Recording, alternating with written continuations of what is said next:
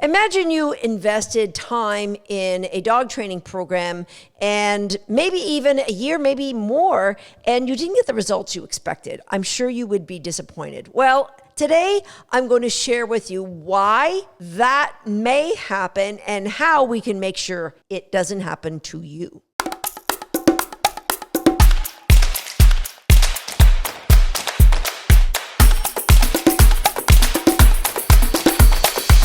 Hi, I'm Susan Garrett. Welcome to Shaped by Dog. Today, I want to talk about how to build the layers of dog training to bring you real world success. And there's several things that prompted this. I've been watching agility training seminars over the last 3 days, and coincidentally, I saw a note in our online recallers community of somebody who said, I feel like I can play all 40 of the recaller games really well. And my dog has an amazing recall everywhere except at dog agility. And the dog doesn't listen to me and will run off. And I can't remember the exact wording. But my first thought was, is it even possible that you can be brilliant at all of our recaller games and not have success? Because my brain said, no, it's not possible. She must have done something wrong. And then I said, let's ask a better question. How would it be possible for somebody to have played all the games, have great success with the games, but still doesn't have success at a sport like dog agility? And then the flood of answers came to me. So what we need to identify first is, what is real world success to you? Now, when we start out with our first dog, we may not know. My very first dog, real world success, I would have said, an amazing family pet that will come when she's called, that I can hike off leash and will hang out at the barn while I'm riding and won't go off investigating. And pretty much that's what I got. I mean, I could leave her in my tack box. She would be there for hours, curled up, while I either groomed or trained my horse. And that made me think about, I wonder if other people are playing the long game when they're training their dog. Are they just working through, in the case of our online students, the games in their living room, having success, checking them off, and then wondering why they're not seeing the real world success in their life? Now, some of you listening to you might just want this amazing family pet, but guess what happened with me and my first dog? It evolved because I started playing dog sports. I started doing go-to-ground terrier trials. I think now a lot of people, the replacement for that is barn hunt. I'm not sure if they still do go-to-ground trials for terriers, but I think they're very similar things. Some of you, it might evolve to play dog agility, or you might have a dog that does the bitey sports, or a dog that might use their nose or their eyes for hunting events. Lure coursing, where a dog chases a lure around a course. Fly ball, something that my dog Thissy absolutely loves. So your real world success, your vision of that may evolve. But here's the thing that I noticed when my vision of real world success evolved for my dog is this: when the layers of learning are in place, that carries over to anything that I want to do with that dog. So what are those layers of learning? Well, we've talked about them so many times here on the podcast, but just as a reminder, I'm going to start with 5 C's. So no matter what it is you want to train your dog to do, no matter what sport you're working in, no matter what behavior or trick you are trying to teach your dog, the 5 C's are all important. And so it starts with connection. All dog training should start with connection. That means you have a dog who's engaged with you. They know you are going into the training den if it's a new puppy, and that's where engagement and focus begins. How do they know that? Because you've consistently played games that create that focus. You don't have to walk around telling the dog, watch me, eyes up. They know when they go into this environment, good things are happening. Now, if you're saying, yeah, but that happens in my environment, but it doesn't happen out on the street, we'll get to that. Connection, the first layer. Then we work on clarity, the clarity of the skill you want to teach. It could be a trick. It could be a skill for a sport. It could be something like loose leash walking for that amazing family pet. We then work on, we've got that dog understanding, we've got some clarity, we've got to work on the dog's confidence. You can do this for either a longer duration of period, or you can do this with milder distractions. You can do this if I change your environment and I take you out of my training den and we go to the living room. You can do this, pumping up that dog's confidence so that you have amazing behavior. The dog is having fun. They love the game. They're showing you how amazing they are. They've got connection with you. That's how it starts. That grows into clarity of what you want, and them demonstrating it in different environments means they have confidence in the skill. Now we're going to go to the fourth C, and that is challenge that dog. We're going to say, how well do you know this? I'm going to go to I'm going outside the house. I'm going to add new distractions. We're really going to pump up the challenge of the dog. Dogs are going to be like, oh, yeah, I got it. You taught me how to retrieve like a flying disc or a ball or whatever it is that you have thrown, and I got it. It doesn't matter where we do it. I've got it. I'm engaged. I love the game. I know it involves you. I know it goes through you. We're on it. Now you can go to the top of that 5C pyramid and add complexity. What does complexity look like? Well, maybe you're hiding something and the dog has to go find it. If we're working on finding a retrieve, maybe you are putting other obstacles out there to confuse the dog, and you might throw something that you want them to retrieve in a pile of other things that they're not sure what they are, or they might be really attracted to them. Complexity can take all different looks, sights, sounds, and smells. It's taking your distractions and amping them all the way up. All right, 5 C's, you've heard me talk about this so many times, but those 5 C's are so important, because let's talk about the number one thing we really want from a dog, and that is focus. When a dog is focused on you, we would call that a connected dog, right? Now, they don't have to be like riveted, their eyes staring. That you might be walking down the street, they might be looking about, but if there's a distraction, they look at you. They're connected. So a dog that is looking to their owner, connected dog. Now, the dog that you now say, we're going to do agility, or we're going to do fly ball, we're going to do obedience, and the dog immediately recognizes the antecedents that create their knowledge they're doing something different. The connection now will go to the sport, will go to what it is you want them to be focused on. It doesn't mean they are 100% disconnected from you, because if you just said their name or tap their head or ask for a hand target, yes, I recognize the sport starts with the connection to you, and now we start to work.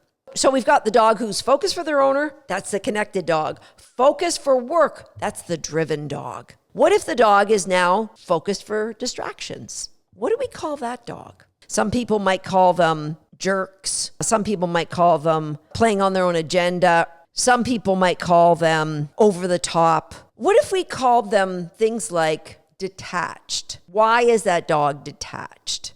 They're detached from the work. They're detached from you. What if we called them environmentally challenged, over-aroused, over-excited, overstimulated, overwhelmed by the environment they find themselves in? Remember, our dogs are doing the best they can with the education they've been given in the environment they've been put in. How do we get here? How do we get to a place where I had a connected dog, and now I've gone to that dog has more focus for the distractions than they do for me? They are environmentally overwhelmed. A dog can't be driven for work if they are detached from their owners. I'm going to say that again, because some people have agility dogs that they're so excited that they bust out of their collar and they don't even wait at the start line. They're so excited they go. That is not a dog focused for work. That is a dog that is detached from their owners. And let me tell you, how does it happen? It happened because somewhere along the way, you were willing to give up part of the 5 C's. You know, there's a fellow that I used to read everything he wrote when I was a young adult, a man by the name of Zig Ziglar. And he had this great quote, and that is, the biggest reason for people's lack of success in life is their willingness to give up what they want most of all for what they want right now. So if your dog has become detached, if you had a connected dog and you maybe had a dog who was driven for work and they've turned into a detached dog, a dog who is, maybe they're doing the work, maybe they're chasing the birds in the field, but they're chasing them on their own. They are no longer checking in. They no longer are following your guidelines. Or maybe you just have a dog that they go out to do agility and they say, I see a pond, I'm gone. Environmentally overwhelmed or detached. You need to think of that dog with adjectives that take away blame or judgment from who that dog is, because who they are is what we created them to be. Our dogs are a reflection of our ability to train. So how did we get to that place? Because there's a question you need to ask yourself. And this is a question I asked myself when I went to my second go-to-ground trial with my Jack Russell. When she realized where we were and she started to do this guttural terrier scream, and she started pulling on the leash because she wanted to go to the hunt area. And the little voice in my head said to me, will this behavior I'm allowing take me closer or further away from my real life success? Remember, my real life success was I wanted an amazing family pet, one I could go hiking with. But the dog that I saw at my second go-to-ground event was a dog who now said, I love it, I want some more of it. A dog who said, my focus for you has now gone to be focused for what I want. And if I said, oh, I love that my dog loves this stuff now, and I just let her pull me in, there would have been established a time when what you want has nothing to do with me. And that is a slippery slope to not having success in the real world.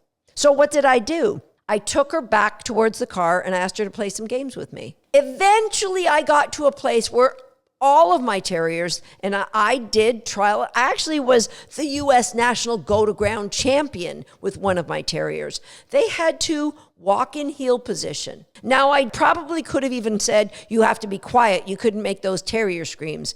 I wasn't willing to go that far. I said, you had to walk in heel position, you had to sit, I had to unclip your leash, and you had to hold that position. Then you were allowed to do what you wanted to do. Then I had a dog that was no longer detached. I then had part of the process, what you love most of all, going down that hole to find the rats.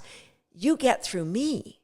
I'm part of this. I'm not a boat anchor that's holding you back from getting there as fast as you'd like to get there. And so if your dog is not listening in agility, they are not holding their position at the start line, they won't come back to you.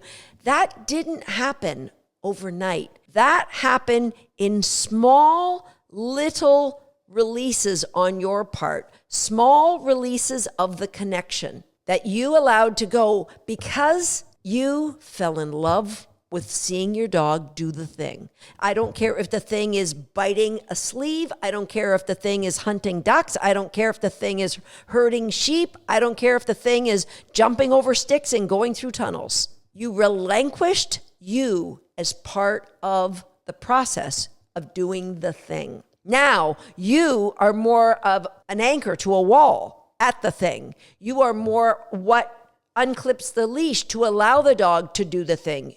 You are not part of the thing.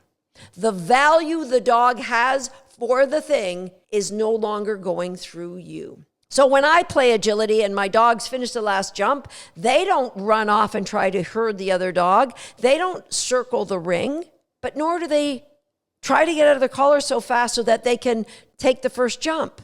Why? Because the 5 C's dictated that everything starts with connection. And that the clarity of what I expect at the start line, it starts with the dog sitting up straight. Somewhere in the first, few repetitions of them doing a sequence, with a border collie, it wants to be slinking and pulsing so that they can leave. That's not the clarity that I had in mind. So that little voice in my head comes back. Is the behavior I'm seeing going to hurt or contribute to my vision of what real life success looks like for us. And it will happen so small the first time. It might be you ask your dog to sit, and instead of their feet together, their feet split apart. It might be that the dog stands up, and instead of coming back and playing a few games to restart them, you just stood back at the first jump and say, hey, hey, hey, sit. Why did you do that? Because the enjoyment or the reinforcement you get for watching the dog do the things was more important than seeing the dog do the start line correctly. You were willing to give up what you want most of all, and that is connection to the dog while you did the thing. You were willing to give that up for what you wanted right now, which was seeing your dog do a sequence, or watching your dog chase a lure, or watching your dog focus in on a bird or a sleeve. It doesn't happen overnight, but when it starts happening, the dogs who are brilliant at patterns of reinforcement, those dogs start changing another boundary and another boundary and another boundary. So how do you get it back? In our Connected Dog series that we ran last week, there were so many people that asked this question: what game do I have to play to get my dog to stop? Boom. There were so many fill in the blanks. What game do I have to play to get my dog to stop reacting at other dogs on leash? What game do I have to play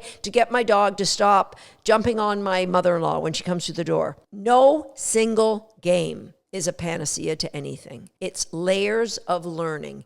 Every game, starting with probably crate games and it's your choice, every game has the 5 C's baked into the recipe.